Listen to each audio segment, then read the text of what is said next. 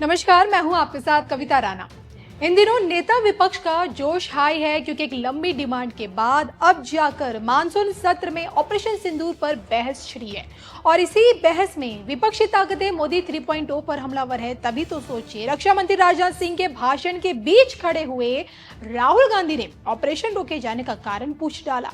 अब ऑपरेशन सिंदूर में देखिए, दुश्मन के कितने फाइटर जेट मार गिराए गए, आतंकी ठिकानों को कितना ध्वस्त किया गया, पाकिस्तान का कितना बड़ा नुकसान हुआ। इन सवालों से दूर राहुल गांधी की दिलचस्पी ये जानने में है कि सीज फायर का ऐलान अमेरिका से क्यों होता है, ऑपरेशन के दौरान भारतीय वायुसेना के कितने विमान गिरे, और तो और युद्ध जब खत्म नहीं हुआ तो फिर युद्ध विराम किस बात का।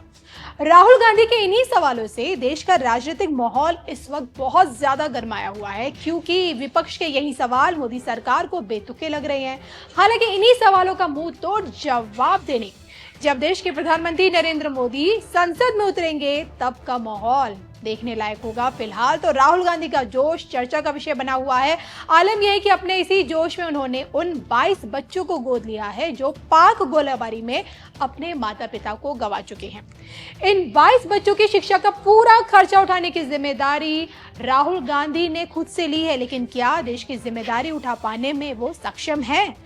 आज राहुल गांधी 55 साल के हैं, लेकिन अब तक भारतीय राजनीति में वो मुकाम हासिल नहीं कर पाए जिसकी उनसे उम्मीद की जाती है। हालांकि राहुल के हर एक्शन पर मोदी सरकार का फुल रिएक्शन ये दर्शाता है कि नेता विपक्ष को हल्के में लेने की भूल तो कोई नहीं करता।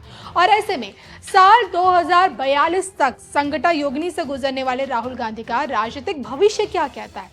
अक्टूबर 2025 के बाद राहुल गांधी के अंदर कितना बड़ा परिवर्तन देखने को मिलेगा? कांग्रेसियों की यही नेतृत्व शक्ति क्या एक दिन राजनीतिक क्षितिज पर चमकेगी? और अब क्या राहुल गांधी की इंटरनेशनल लॉन्चिंग होनी अभी बाकी है। राहुल गांधी पर आधारित अक्टूबर 2025 से साल 2042 तक की भविष्यवाणी क्या कहती है, सुनिए। राष्ट्रभक्त विश्वविख्यात सुदर्शन चक्र ज्योतिषाचार्य श्री संबित अशोका जी की जुबानी। भले ये वीडियो पुराना है लेकिन भविष्य की तस्वीर जरूर दिखा रहा है। तो ये जानने की कोशिश करेंगे कि भाई बतौर नेता विपक्ष राहुल गांधी का पॉलिटिकल फ्यूचर क्या कहता है, राहुल गांधी की राजनीति देश को किस ओर लेकर जा रही है, इसी पर आज हम चर्चा करेंगे। सर, सबसे पहले मैं आपसे जानना चाहूंगी, क्योंकि कितनी दफा आपने राहुल गांधी की जो कुंडली है उसका बहुत बारीकी से एनालिसिस किया, और अब से नहीं, मुझे याद है कि 2014 से भी पहले से भी आप कई बार कर चुके हैं। जब जब राहुल गांधी बाहर जाते हैं कुछ ना कुछ विवाद हो जाता है, कुछ ऐसा बोल देते जो हमेशा भारत विरोधी होता है। क्यों?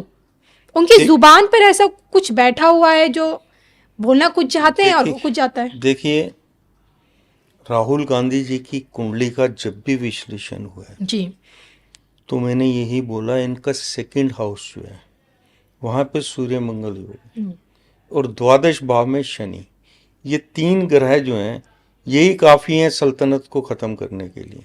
शनि की तृतीय दृष्टि मुख स्थान पे और वहां पे जो है मंगल बैठे हुए हैं। मंगल और सूर्य जो है अनियंत्रित क्रोध और अनियंत्रित वाणी देते हैं, ऊपर से शनि की दृष्टि होगी।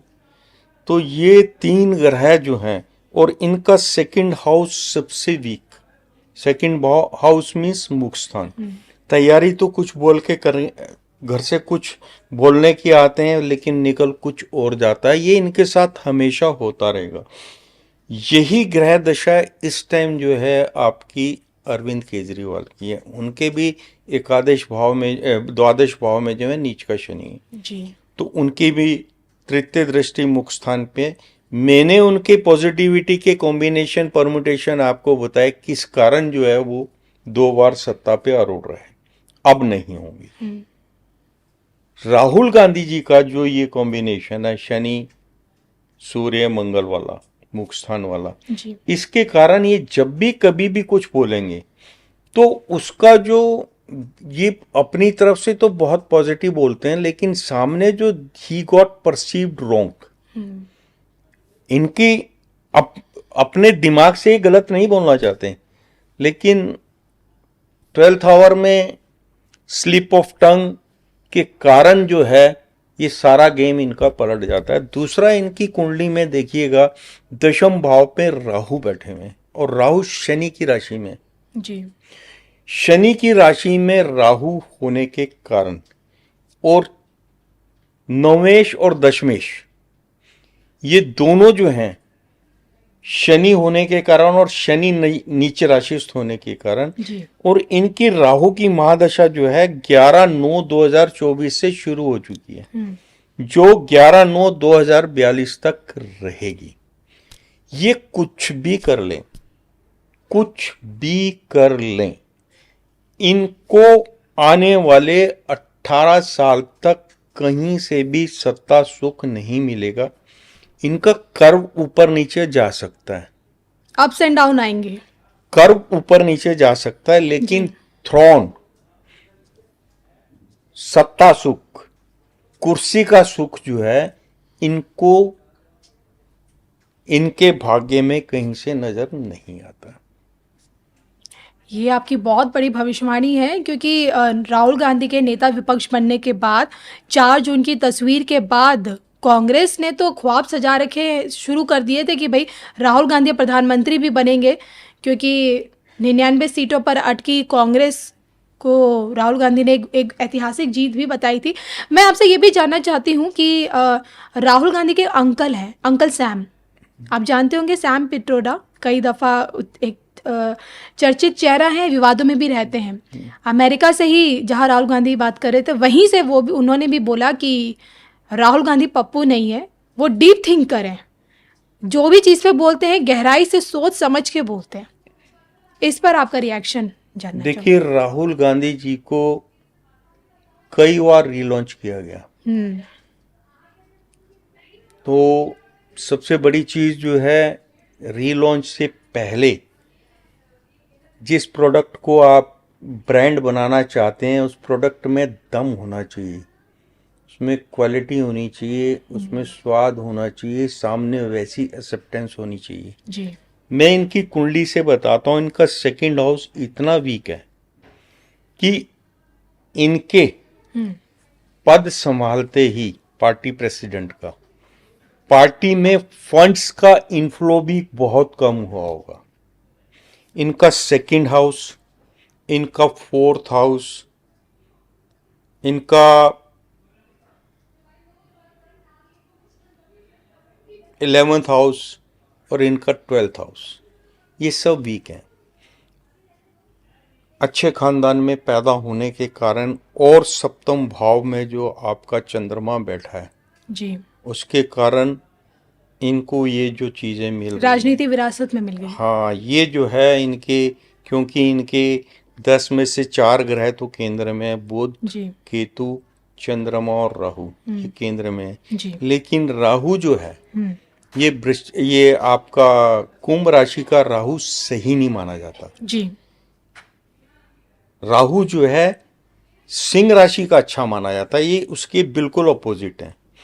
और भविष्य में इनको राहु, जैसी इनकी राहु की दशा स्टार्ट हुई है 11/9/2024 से, अब इनके अगेंस्ट भी कई केस खुलना शुरू होंगे, जिसका फाइनल डिसीजन ये होगा कि he can land to jail, any legal इनके ऊपर हो सकती है और इनको भी अरविंद केजरीवाल की तरह लंबे समय के लिए अंदर रहना पड़ सकता है। जो मैं आपके इस पॉइंट को ना थोड़ा डीपली समझना चाहूंगी, इसलिए समझना चाहूंगी क्योंकि आपके इस बात से मुझे एक बात याद आ गई।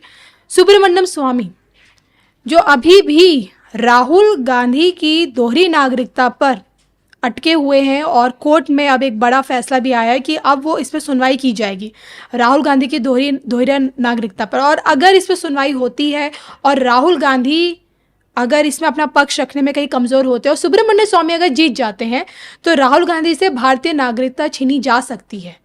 तो ऐसे में क्या उन्हें जेल भी जाना पड़ेगा? मैं इसे समझना चाहूँ, कितनी पॉसिबिलिटी आपको लग रही है? देखिए, इनका जो है अभी 54 वर्ष पूरे में जी, द मोमेंट 55वां साल जब पूरा होगा, 55th ईयर्स, तो इनकी मुंथा होगी 6th में और मुंथेश होगा 12th में। और मुंथेश होगा इनका जुपिटर इनका 6ठे घर में है और शुक्र की राशि में। शुक्र और बृहस्पति के बीच में आपस में बहुत तगड़ी शत्रुता है। इधर इनका राहु और केतु इनका 4th हाउस में और राहु जो है इनका 10th हाउस में।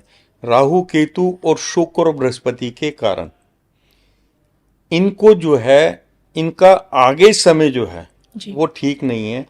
जहां तक मुंथेस 12th में हो जाता है तो वो बाहर से रिलेटेड कोई ना कोई छेड़खानी हो सकती है।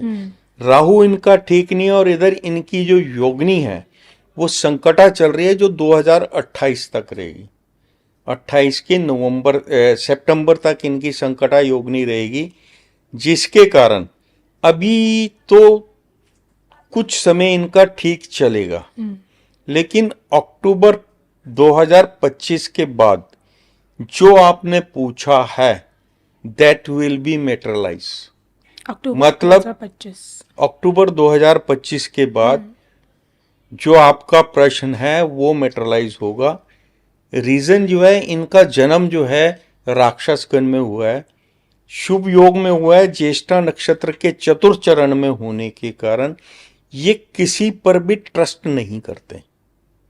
ट्रस्ट के मामले पर अगर देखा जाए, अगर इनको एनालाइज किया जाए तो ये अपनी मदर सिस्टर पर भी ट्रस्ट नहीं करते।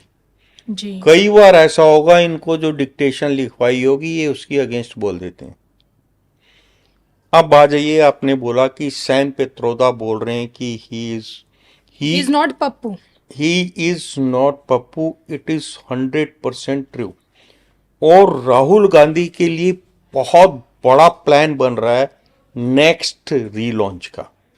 फिर से लॉन्चिंग। बिल्कुल, he will be relaunched not nationally, he will be relaunched internationally. और जिसका जो आउटकम है वो आएगा जाति जनगणना से। जी। राहुल गांधी जी का परसेप्शन है कि जो आपका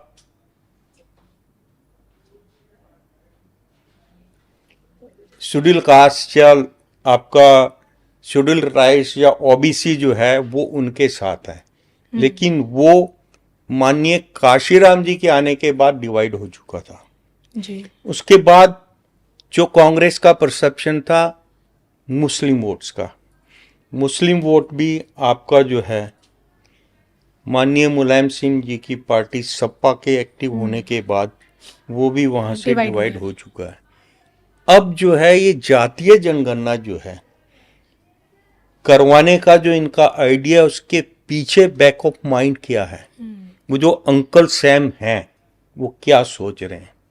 जातीय जनगणना होने से आपको परसेंटेज ऑफ वोटर्स का पता चल जाएगा, किस जाति में कौन सा वोटर कहाँ बैठा और उसको हमको किस तरीके से हिट करना है, टारगेट करना है। जी। अब मार्केटिंग में एक चीज आती है, इसको बुद्धिजीवी वर्ग के लिए है जो मैं बताने जा रहा हूं। हर एक आदमी को ये चीज समझ नहीं आएगी कि when your graph is going down and near about to touching to zero, जी।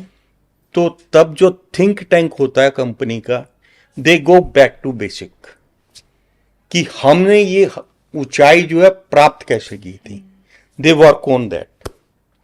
तो बैक टू बेसिक जाने पे जातीय जनगणना के आधार पे ही कैन क्लेम एनी टाइम। अभी तो नाना के सहारे चल रहे हैं, फिर गांधी के सहारे चले, तो हो सकता है ये अपने दादा के सहारे चले। जी। तो any time he can claim that कि I am such and such, this is my history.